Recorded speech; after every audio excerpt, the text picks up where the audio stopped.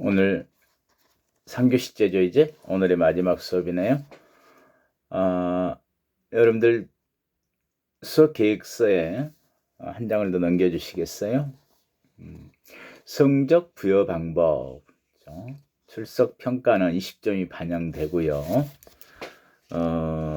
시험과 과제물 그리고 기타의 수업 참여도 등 다면 평가 제가 이렇게 뒀죠. 가능하면 이 부분이 전부 반영되도록 할 생각입니다. 조금 어려움은 있어요. 수업 참여도 등 다면 평가의 부분들은 객관적으로 평가하기가 좀 쉽지 않은 부분이긴 하죠. 그리고 출석 평가 이야기했듯이 20점 반영, 재평가는 없고요. 성적 부여 방법은 출석 20점, 그리고 과제물 평가는 20점인데 여러분은 과제물을 전반기 한 번, 후반기 한 번 이렇게 2회 제출하게 될 겁니다. 중간 시험은 8주차에 시행을 하고요. 20점을 반영하고 마지막 기말평가 15주차 있는 시험은 40점을 반영해서 총 100점으로 산정이 되겠죠. 그건 이해하실 수 있겠죠? 도중에 또 이런 부분들도 여러분들에게 설명을 할 거고, 궁금한 내용들은 그때 또 백석톡이나 제 핸드폰 또는 메일을 통해서 궁금한 건 물어봤으면 좋겠습니다. 또 수업 진행과 관련돼서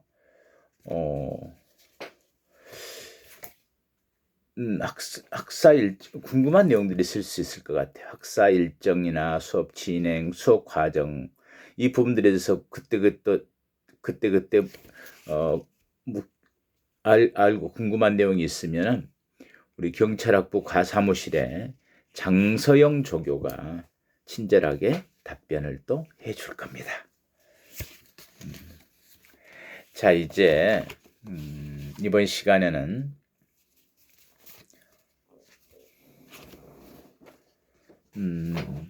교정사의 성격 이런 내용으로 좀 진행을 하려고 합니다. 이렇게 보이면 글씨가 거꾸로 보이나요? 제가 내일 여러분들하고 통화하면서 확인을 하겠습니다. 올려서 한번 제가 볼게요.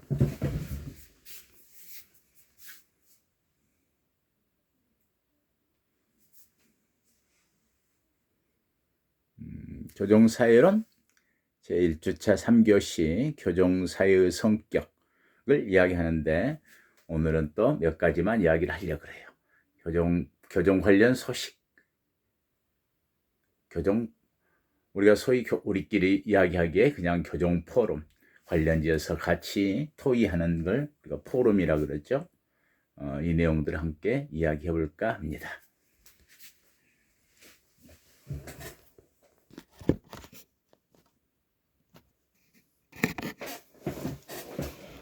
과연 교정사회란 무엇일까요?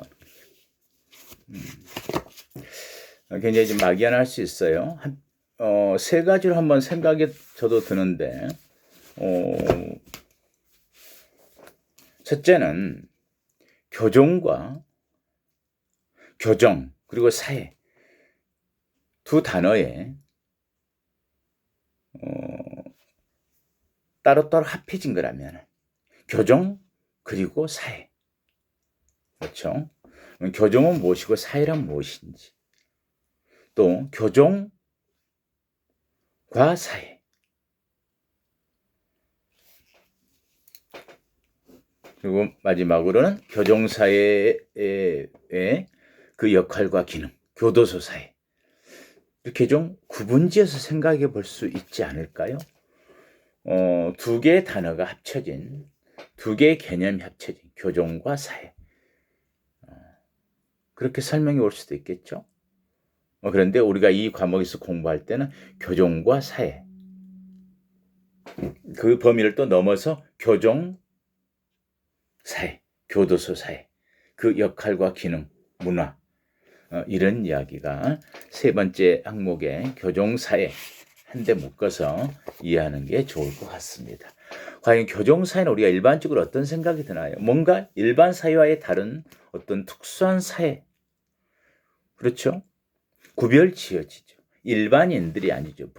범죄자, 형이 재판을 밖에서 계류되었거나 형이 확정되었거나 사형이 확정되었거나 벌금형을 받았는데 벌금을 못 내서 노역으로 환영된 사람들 또는 뭐 감치되는 이런 사람들이 모여 있는 특수한 사회라는 건 이해할 수 있죠. 두 번째는 어떤 부분에서는 부분 사회죠. 전체 사회라는 속에서의 교도소라고 하는 부분 사회. 전체 문화 속에서의 부분 문화, 어떤 문화가 존재한다면 그런 가정하에 사회도 이렇게 볼 수 있어요. 사회학에서 사회를 이야기할 때는 사회 명목론과 사회 실제론을 이야기할 수 있는데 사회란 진짜로 확실하게 구성되어 있는 것인지 이름만 사회라고 하지 개개인의 그냥 집합인지 이런 사회 명목론과 사회라는 실제하는 거다. 하나의 살아있는 유기체일 수도 있고 어떤 조직과 문화와 그 속에서의 개인들의 관계가 형성되어 있는 사회. 우리가 사회 그러면 2인 이상의 어떤 집합된 것들을 소위 이야기하고 그와 개인과 개인의 어떤 관계성들을 포함하는 걸 사회라고 하지요. 그런 전체 사회 속에서의 부분 사회. 그런데 이 특수사회이자 부분사회는 어떤 성격을 갖나요? 우리가 구별지어 생각해 본다면, 본인이 원해서 갖나요? 아니죠. 그렇죠. 죄에 대한 벌로, 범죄에 대한 처벌로서, 형벌을 집행하기 위해서, 또는 그 형을 받기 위해서, 재판을 받기 위해서, 이렇게 어떤 타율적인, 강제적인 어떤 집단 또는 조직이 그런 강제적 성격을 가진 사회. 그래서 우리가 징역형 그랬을 때는 영어로는 표현하자면 enforced labor, 강제 노역, 징역 몇 년에 처한다. 그것은 강제 노역을 포함하는 거. 그래서 교도소에서 그런 경우 있어요. 저희 일이 싫어요. 싫다니까요. 왜 억지로 일을 시키는 거예요? 안 되는 거죠. 징역형이기 때문에. enforced labor. 너는 노역이 강제로 하도록 되어 있어 하는. 그게 징역형인 거죠.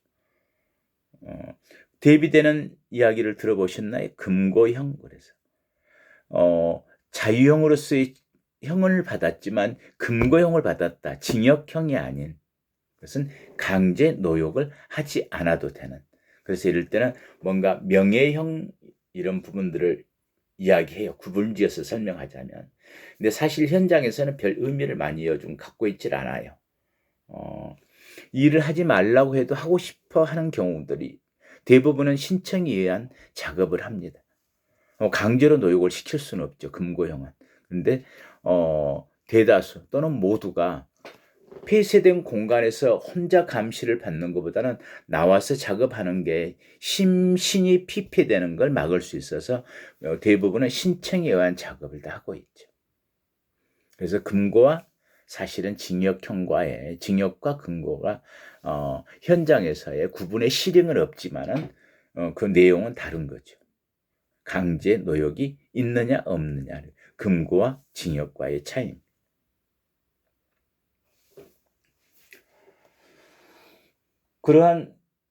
그래서 자유형이라는 것은 자유 박탈형이죠. 신체를 구금해서 자유가 박탈되는. 물론 모든 자유가 다 박탈되는 건 아니죠. 종교의 신앙의 자유, 이런 부분, 양심의 자유 이런 건 박탈할 수가 없는 거잖아요. 천부 인권에 관련된 것들은 그렇지만 거주 이전의 자유, 직업 선택의 자유, 이성 교제의 자유, 이런 당연히 제한돼야 할 것들은 있죠.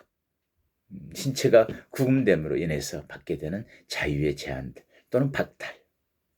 거기에 따른 어떤 교도소 사회를 갖고 있는 부문화, 전체 문화 속에서의 부문화 또는 전체 사회 속에서의 부분 사회가 갖는 성격 이런 부분을 교종 사회는 갖게 되겠죠. 그런데 정말 과연 그런데 그 교도소 사회라고 하는 부분은 독특한 문화를 형성하고 그게 존재하는가? 더구나 거기에 함께 속해 있는 교도관의 문화는 존재한다고 볼 수가 있겠는가 하는.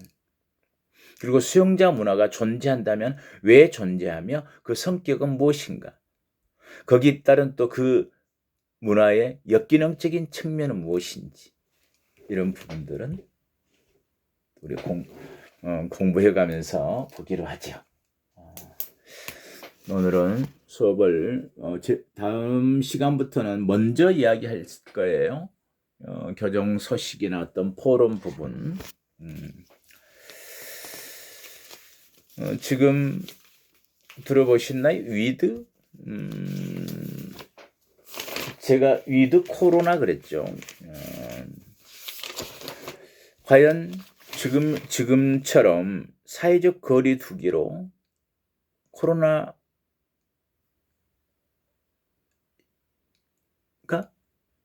코로나19가 사라질까요? 완전히? 여기에 대한 의구심이 있죠. 그러면 보다 더 그렇다면 결국 같은 우리가 통제는 가능하지만 완전히 없앨 수 없다면은 같은 효과를 가지면서 보다 더 일상생활이 가능하도록 방법은 무엇일까? 그걸 우리는 위드 코로나 코로나19와의 공존으로 가야 하는 데 대한 논의들이 되고 있죠. 그런데 이건 방역 포기인가요? 아니면 새로운 방위 전략일까요?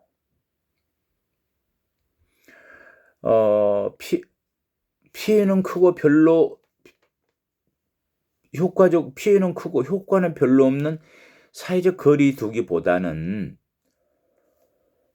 무기를 내려놓는 대신에 다른 무기를 더 잘 쓰자는 어떤 전략이라면 위드 코로나로 전환하는 과정에서 코로나19 확진자 수가 급증하면 그런데 정말로 또 굵고 짧은 사회적 거리두기를 도중에 할 수도 있을 거고 문제는 이런 게 더 있지 않을까요? 정부는 그 피해와 위험성에 대한 책임의 문제 때문에 상당히 또 고민을 할 것 같죠. 근데 영국과 싱가포르는 이미 위드 코로나를 선언을 했어요. 마스크를 벗고 일상으로 복귀하면서 스스로가 서로 개인적으로 그 코로나19에 대해서 예방을 하는 그런 전략으로 바뀌었죠. 우리도 아마도 이제 50대 이상의 고위험군에 대한 접종이 완료되는 시점을 10월 초로 보고 있대요. 그렇다면 그때 되면은 위드 코로나로 전환을 시작해야 되지 않을까 하는 논의가 있는데 그렇게 되면 우리 오늘 하고 있는 수업의 방식도 또 많이 확실히 바뀔 수도 있겠는데요. 두고 봐야 되겠죠. 이 부분들에 대해서는 왜냐하면은 국민들의 동의도 필요하죠. 제가 여러분들에게 수업 진행 방식이 있어서 비대면, 대면 어느 걸 원하십니까? 라고 물어봤듯이 아무튼 최근에 서울대 보건대학원의 설문조사에 따르면 위드 코로나로 전환에 찬성하는 국민이 57%로 다수를 보였어요. 그런데 시기상조이긴 하다라는 의견도 76%나 된답니다. 문제는 그렇게 전환하기 위해서는 코로나19 확진자 수가 늘어나는 것도 국민들이 잘 받아들일 수 있어야 할 건데요. 이 부분은 결국 그러한 전환은 전문가나 어떤 관료에서 또는 정부의 정책으로 만들어지는 기계적 결론이 아니고 우리 국민들이 하는 사회적 선택이어야 되지 않느냐, 이런 이야기들은 되고 있습니다. 어찌되었건 어떤 의식이 많이 변화되는 거죠. 서울대 심리학과 최인철 교수 말에 의하면 이런 이야기를 해요. 전염병과 마음의 관계에서 코로나라고 불리는 어떤 의식의 변화들, 소위 이동이 제한있다는 어떤 물리적 폐쇄성은 의식의 폐쇄성을 가져오는 것 아닌가, 그렇게 된다. 보다 애양성이고 개방성, 창의성이 이축되며 그런 상태라면 우리가 스스로 열린 마음과 개성 회복이 필요하다. 어떻게 생각하나요? 저는 아까 장에 써놓은 게 You are what you read. 무엇이 읽는가가 너를 결정한다. 네.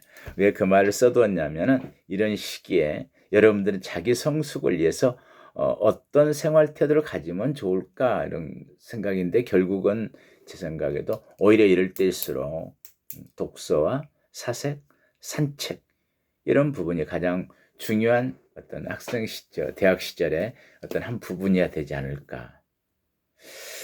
또 저는 참고로 여러분들이 구원하는 건, 여러분들은 취미가 무엇인가요? 취미의 부분에서 제가 가장 와닿는 이야기는 임마누엘 칸트가 한 이야기 중에 취미란 목적 없는 한목적성이란 이야기를 해요. 취미를 어떤 목적 가지고 시작했거나 어떤 목표를 가지고 목표는 가질 수 있죠. 그렇지만 어떤 목적이 취미이진 않죠. 그런데 어느 순간에 취미 생활을 하던 것이 나중에 보니까 그 분야의 전문가가 되어 있고, 또 그 취미가 자기의 직업이 되어 있고, 당연히 취미는 자기를 마음을 다스리거나 즐거움을 주거나 보다 더 행복의 양을 늘리는 쪽으로 역할은 한다고 생각합니다. 그래서 제가 임마누엘 칸트의 그 말에 대해서 굉장히 참 적절한 표현을 썼다. 취미란 목적 없는 한목적성이다. 그래서 여러분들이 좋은 취미 생활을 할 수 있으면 좋겠다. 그리고 한데 어울리지 못하는 어떤 이동에 제한, 물리적 폐쇄성, 소위 사회적 거리두기로 인해서 의식마저 폐쇄되면 안 되고, 이축되거나 하는 부분들은 창의성이나 어떤 개방적인 부분들이 다 이축된다면 안 되기 때문에, 그런 부분을 가져가는 것은 이야기했던 독서와 사색과 산책이 삶의 한 부분을 차지했으면 좋겠고, 좋은 취미의 개발 또는 좋은 취미 생활을 하는 것, 이 시기에 더욱 중요하지 않을까, 이런 생각을 합니다. 오늘 깜짝 우리를 또 이 사회를 불안하게 하는 일이 생겼어요. 볼까요? 화면이 거꾸로 보이나요? 내일 제가 여러분들하고 전화로 확인해 보겠습니다. 똑같은 내용이에요. 자, 제목은 전자발찌 끊고 도주한 전과 14범 이틀간의 여성 2명 살해. 전과 14범에 징역 15년.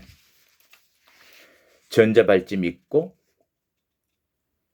가출소시킨 법무부. 비난성의 어떤 기사죠. 여기도 볼까요? 자, 전자발찌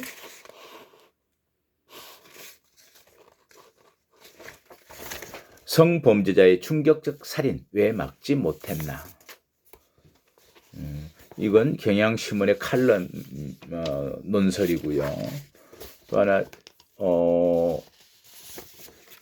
여기도 여성 살해 일명 살해한 후 전자발찌 끊고 도주, 또 다른 일명을 또 살해했다.